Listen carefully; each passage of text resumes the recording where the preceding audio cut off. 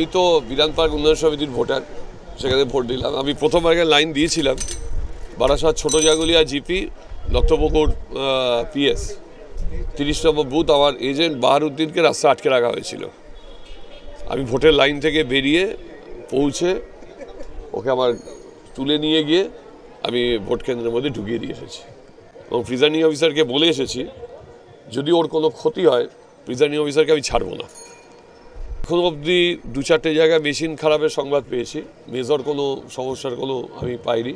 সাহেবই এসো না, আমি পাইনি, কিন্তু যে জায়গাগুলো সমস্যা হতে পারে সেই জায়গাগুলো যাচ্ছি। এখনও অবধি ইলেকশন কমিশন সক্রিয় আছেন। কিউআরটি কোনো জায়গায় কিউআরটি টিমকে পাওয়া যাচ্ছে না, কোনো জায়গায় সেক্টর অফিসারকে পাওয়া যাচ্ছে না। তাহলে এখনও যে আপনার 7টায় তো শুরু হয়েছে, 8টা বাজে 10, মানে 1 ঘন্টা মতো হলো। এখনও অবধি বড় কোনো দুর্যোগের সংবাদ পাইনি, কারণ প্রতিপক্ষ